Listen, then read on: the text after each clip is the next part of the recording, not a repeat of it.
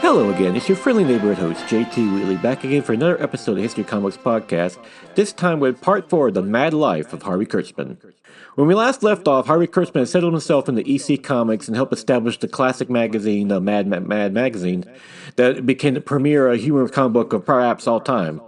However, he was becoming frustrated with working with Bill Gaines and EC and decided to set off on his own, and sure enough, Hugh Hefner, of all people, came calling. Hugh Hefner, the founder of the adult magazine Playboy, felt his own magazine and Mad were kindred spirits, and Hefner was a particular fan of Kurtzman's parodies. Hefner himself was a fan of comic strips and something of a cartoonist himself. Hefner and Kurtzman would meet in person just as the relationship with Bill Gaines was at its lowest, with Hefner offering Kurtzman the opportunity to launch his own humor magazine. With the offer from Hugh Hefner, Harvey Kurtzman approached Bill Gaines about getting an ownership stake in Mad and EC. Bill Gaines offered 10% as his best offer, but Kurtzman wanted 51% of Mad, or he would leave. Bill Gaines was so floored by this, he reportedly called Harvey and fired him. In response, Gaines then hired Al Feldstein to replace Kurtzman, with Kurtzman's last issue being Mad number 28, while Feldstein took over with Mad number 29 in September of 1955. Of note, when Kurtzman finally left EC's offices, it no longer carried the EC moniker. It now carried Mad, the magazine he created. Harvey Kurtzman would go to work for Hugh Hefner with his new magazine Trump, a 50-cent slick on April of 1956. For Kurtzman, this was a dream of finally producing a high-quality slick satire magazine. Kurtzman was actually in favor of the book carrying advertisements, but Hugh Hefner objected. Kurtzman chose not to press the point. Hefner did provide Kurtzman with part ownership. Kurtzman recruited Will Elder, Jack Davis, Wally Wood, and Al Jaffe for Trump, with the offices set on the East 37th Street in New York City. The loss of these artists from Mad didn't endear Harvey any further with Bill Gaines. Originally, Harvey Kurtzman wanted to call the book Profusely Illustrated, a play on Sports Illustrated, or Humbug, which he would return to later, but Hefner liked the name Trump. The first issue of Trump was dated January of 1957, but released in the early December. Bill Gaines even sent a congratulatory note, though it mocked his association with Playboy publisher Hugh Hefner. Arnold Roth, a gifted writer-cartoonist, joined by issue number 2 and would become one of Kurtzman's chief collaborators over the next decade. Unfortunately, Trump was suspended after issue number 4. The timing of this was bad, as Adele gave birth to her and Harvey's second daughter, Elizabeth, and Hefner even went to the hospital to deliver the news in person. Adele would later comment it was one of the few times she ever saw her husband cry, as Harvey would later state Trump was the closest he came to making the perfect humor magazine. The catalyst had been the cancellation of the legendary Collier's magazine on January 4, 1957, which led to many banks seeing magazines as a risky investment, which had unfortunately included Trump, which was an expensive magazine to produce. In fact, Hugh Hefner's company, HMH Publishing Company Incorporated, was going through a financial crisis, forcing a 25% pay cut among executives. Hefner was giving up his own salary along with 25% of his company's stock just to secure a $250,000 business loan. This was despite the fact that Trump was selling well at 65% of his 200,000 print run. However, the magazine cost $100,000 to set up, along with 7 months of preparation for the first issue, due to Kurtzman's notorious perfectionism, leading to a costly endeavor. It soon became apparent when what Bill Gaines contributed to Mad was by reining in Kurtzman's excesses, something that Hugh Hefner was not aware of. As he would later state, "I gave Kurtzman an unlimited budget, and he exceeded it." However, Hefner would also state he didn't think Trump had hit his creative stride, and even implied if he had, it would have kept going. Hefner's view of Kurtzman's talent remained undiminished, which would pay off later, but Harvey was shattered over the magazine's demise, as he was now married with 3 kids, a mortgage, and no job. With the demise of Trump, Kurtzman quickly bounced back, due partly to his financial situation, and immediately brainstormed with his artists to create a magazine they would own outright. While risky, there was tremendous upside, such as a full creative control, keeping all the profits, and even their original art. Bill Gaines had yet to return their work from Mad. Thus, Kurtzman formed Humbug Publishing Corporation with Will Elder, Jack Davis, Al Jaffe, Arnold Roth, and Harry Chester. It was formed with $6,500 of capital, with Roth providing $2,500, Jaffe $1,500, Elder $1,000, Kurtzman $1,000, and Chester $500. The first stock certificates were issued on May 17, 1957. Hefner offered the brownstone office of 598 Madison Avenue at $150 a month, still feeling sorry for canceling Trump. For distribution, they went to Charlton Publications, a desperate move as they were known for paying low rates in their comic books while doing bad printing. However, since they had both a printing and distribution company, it fit all of Kurtzman's needs for humbug. Kurtzman also decided the book should be 6.5 by 9.5 booklet at 32 pages plus covers and sell at 15 cents an issue. Kurtzman also decided on in-tone colors and a lower cover price, while the content would be referenced other comics. Plus, the plan was to make it a monthly over Mad being bi-monthly. The magazine would be called Humbug, Kurtzman's original name for Trump. The cover featured the phrase, "The end of the world is coming," and for the masthead on page 1 of Humbug, it used the rather ironic phrase of, "Here we go again." Harry Chester handled the business side of Humbug, which included bookkeeping and ordering supplies. The first issue of Humbug was printed at 290,055 copies on August of 1957, with the features a parody of the movie Baby Doll, along with a more political slant than Trump, which had a cover that parodied Time magazine.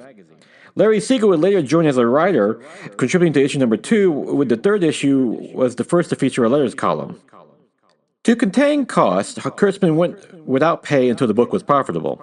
Unfortunately, the first issue only sold 135,000 copies, 45% of its first printing, where Kurtzman calculated they needed to sell at least 15% just to break even. Humbug would be promoted in Playboy on December of 1957 with the feature The Little World of Harvey Kurtzman. Written by Ralph Malcolm, it was a glowing piece, and the Humbug crew would receive 500 copies of the magazine for promotion. Unfortunately, Humbug was still not making money, with everyone involved relying on outside income sources, whether through royalties or third-party jobs, just to get by. Nevertheless, all involved enjoyed the work and kept at Humbug, believing it would eventually become a success. At one point, Al Feldstein convinced Bill Gaines to offer to bring Humbug over to EC, despite the personal friction between Gaines and Kurtzman. Kurtzman rejected it on principle, believing EC would not allow them to retain ownership of the magazine, though he didn't inform his fellow stockholders when he did, something Al Jaffe personally objected to. In fact, Kurtzman would turn around and sue Bill Gaines for royalties over the Mad for Keeps, a $2.95 hardback published by EC Comics, featuring entirely Kurtzman-produced material. However, Gaines countered, and any royalties guaranteed by Kurtzman disappeared when he left EC. The matter would go to the courts and wouldn't be resolved for years. Kurtzman would later try to change Humbug into a full-size 25-cent Slick magazine, as its small size made it hard to fit on magazine racks and even hidden by larger ones, further affecting sales. This didn't help, as the book would end with issue number 11 on October of 1958. Thankfully, Kurtzman and his fellow stockholders were released from any debt they incurred over Humbug. Kurtzman would later state that the artists should never put out their own magazine, though all involved believed that Humbug was the height of their creative endeavors. Meanwhile, in Kurtzman's personal life, his son Peter, who had just turned 3, would be diagnosed with autism. Thankfully, Kurtzman was an attentive father who often worked from home, thus he was able to help Adele whenever something came up. This was especially needed, as Peter would later be diagnosed with low-functioning autism, with many such children being placed in institutions, but the Kurtzmans were determined to keep them at home. While this would cause many families to despair, Adele would state their laughter would often help, with what would almost be called a Kurtzman family motto, "Life is a cruel joke if you don't laugh." With the end of Humbug, Harvey Kurtzman turned to freelance work, choosing to focus in 3 main areas: television, magazines, and paperback books. The first came about when Kurtzman joined the NBC writing staff under Dan Garroway, the first host of the Today Show, whom Kurtzman actually satirized in Mad number 28 with the feature The Dave Garroway Show.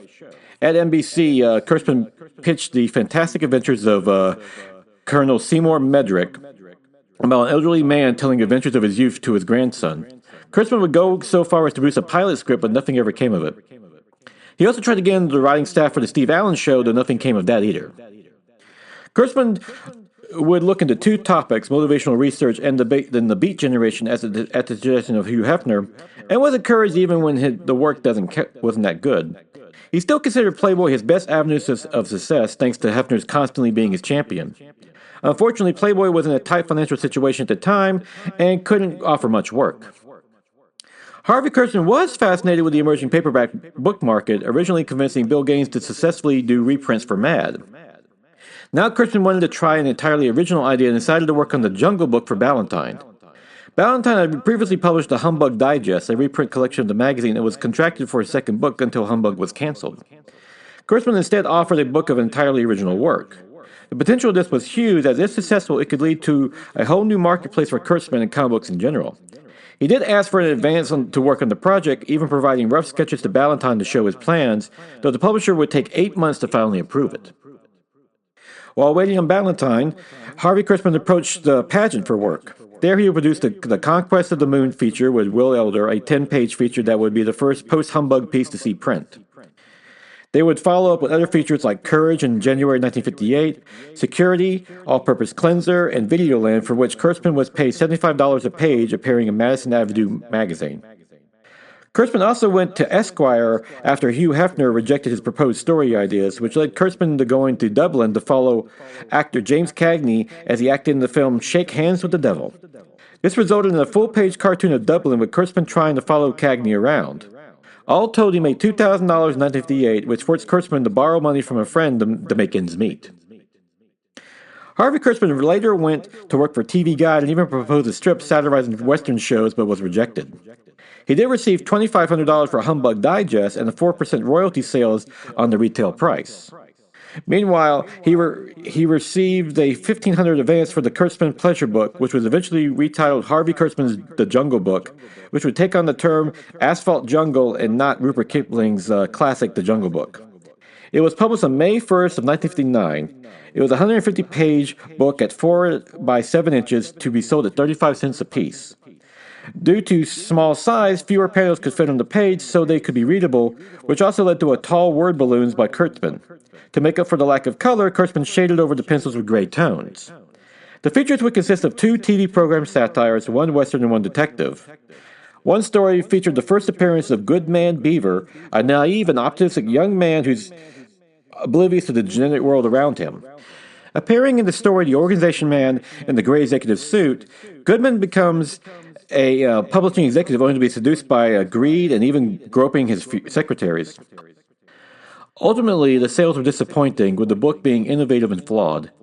Any talk of a sequel was nixed, which greatly disappointed Kurtzman as he enjoyed the format and hoped to produce more books like it. However, it would be a longer-lasting legacy and has since developed a cult following, with many calling it the precursor to the modern graphic novel. Kurtzman would later mock the Beat movement, which features Pinocchio Retold for a pageant on February of 1960, a clever 12-page story inspired by the original Carlo Catodi story, though mixed in with Beat nature by mocking him wanting to be a real boy, saying that's being a conformist. Another story, Adult Fable, modeled after the tale of the grasshopper and the ant, mocking Beat's needing for financial security, appearing in May of 1960 issue of Esquire. Kurtzman also tried his hand at a newspaper strip with the Kermit the Hermit, working with Elliot Kaplan, about a hermit who refuses to emerge from his cave with only his eyes surrounded by darkness representing him. Nothing came of it at first, though Kaplan would later take the idea to syndicates with different artists, which was briefly picked up but ultimately died. Meanwhile, James Warren sought Kurtzman out for Fantastic Monsters of Filmland. Warren was a magazine publisher who attempted to copy Playboy's success with After Hours, but failed. His next turn to copying at the European film magazine Cinema 55, which devoted an entire issue to the photos from classic monster movies. This became Famous Monsters, though Warren added pun-filled articles to go with the pictures. Admiring Harvey Kurtzman, Jim Warren approached him about producing a magazine that used pictures and funny captions. Kurtzman agreed for a substantial flat fee and began working on favorite westerns of Filmland. However, he considered the book low class, thus he worked under the pen name Rumudu Charles Stringer. Kurtzman did find putting picture book together quite quick, easy, and fun, though there was some backlash from some of the photos used, such as Richard Boone from Have Gun Will Travel being upset Kurtzman painted a bullet hole into his forehead for the cover. Ultimately, it sold like crazy, leading to Kurtzman to agree to do another issue. He would later ask Warren to produce a whole new magazine based on the concept. Harvey Kurtzman would receive 50% voting stock and 25% dividend stock for the new magazine called Help, a title he lifted from the cover of Trump, along with full editorial control. It was there he hired 26-year-old Gloria Steinem, the future feminist activist, as his editorial assistant. Despite an awkward interview in her one-bedroom apartment, Kurtzman was a family man and felt it inappropriate to be alone with a single attractive woman. While not being familiar with Kurtzman's work or having ever read Mad, she would be a quick and effective assistant, along with having a terrific telephone voice. Kurtzman would later state that he was convinced Gloria Steinem could make anyone do anything. She would become a family friend of the Kurtzmans, sometimes visiting their home and reading stories to their children, who adored her. Help used the offices of 545 Fifth Avenue with Chester Productions. At Help, he developed a new form of a strip called Fomita, where he used photos over illustrations with word balloons to tell a comic book strip story. He managed to save money as stock photos were easy to procure and cheaper than creating original art. Most of the word balloons were written by Kurtzman and Steinem, but Harry Chester and James Warren and others were also contributed. The first issue was distributed by Cable News, who previously did Famous Monsters, and a release of 200,000 copies on August of 1960. It featured photography of Sid Caesar on the cover, wearing a toga with the word balloon saying, "I am not a candidate." The use of Fomita, Italian for little puffs of smoke, kept expenses down as it avoided having to pay artists for illustrations.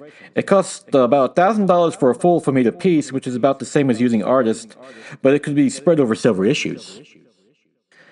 Kurtzman ended up turning down a feature about Lenny Bruce, while Warren was turned off by the money disputes, with Jim Warren accusing Harvey Kurtzman of even using his son as a prop at one point.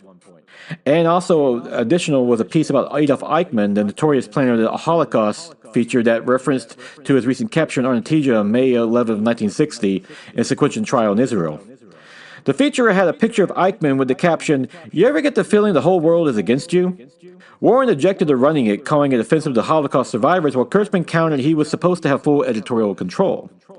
Warren even went so far as threatening to cancel the magazine and even went to Warren's attorney over the matter, who informed him that unless the magazine continued to be published, he was unlikely to recoup any of his losses, which amounted to $80,000 at that point. It didn't help that Help was constantly in the red. This would mark a change in the relationship between Warren and Kurtzman, who were no longer friendly but now just professional. Hope would later move to the offices of 501 Madison Avenue on March 1st, 1961, and even threw a Christmas party at the Algonquin for publicity, though Warren considered the whole affair a fiasco and publication was temporarily halted due to low sales. Gloria Steinem would later leave shortly after, though Kurtzman did attempt to set her up with Hugh Hefner, considering her his doppelganger in a way. However, when Kurtzman tried, Gloria begged off, as she was worried Hefner would recognize her, as she was working undercover as a Playboy bunny at the time at Hugh Hefner's mansion for her first big article, "I Was a Playboy Bunny." For issue number 12 of Help, Harvey Kurtzman introduced Goodman Beaver from the Organization Man story out of the Jungle Book. It will become a regular feature that Kurtzman used to satirize Tarzan and later marked Archie with issue number 13, with the feature Goodman Goes Playboy. It features Goodman returning to his hometown to discover the Archie characters have become jaded adults and even living together without getting married. Archie Comics owner John Goldwater threatened to sue over it. James Warren would eventually settle for $1,000 and a partial apology, something Harvey Kurtzman was against. This was further revisited with Goodman was reprinted in the book, Executives in a Comic Book, in 1962, prompting Goldwater to sue again, this time with Kurtzman and Will Elder paying $1,000 out of their own pockets, and Goldwater claiming ownership of the material. Once again, Kurtzman wanted to fight back in the courts, but McFadden Publishing, who produced the book, felt it was cheaper just to settle. Goodman Beaver would continue as a feature in Help, satirizing other subjects from the Sea Hunt TV show to Superman. Help continued to have up and down sales, but some successful spin-offs were produced, such as the paperback reprint Harvey Kurtzman's Fast Acting Help from Fawcett Books, for which Harvey Kurtzman received a $2,800 advance. This book was a success with 198,000 copies sold. A sequel was immediately approved. Meanwhile, Harvey Kurtzman produced Who Said That for Fawcett at $2,000, which contained original work outside of Help. Thus, he was able to keep all the royalties as well, which amounted to nearly $5,000 by 1965. However, Help was starting to fail, thus he would later write to Hugh Hefner on September 9, 1961 for work, proposing a sexy girl comic strip. It would be called Little Annie Fanny. And with that, we will conclude with this chapter of the life of the Harvey Kurtzman. Join me again next week as Harvey Kurtzman makes his triumphant return to Playboy with the legendary strip, Little Annie Fanny.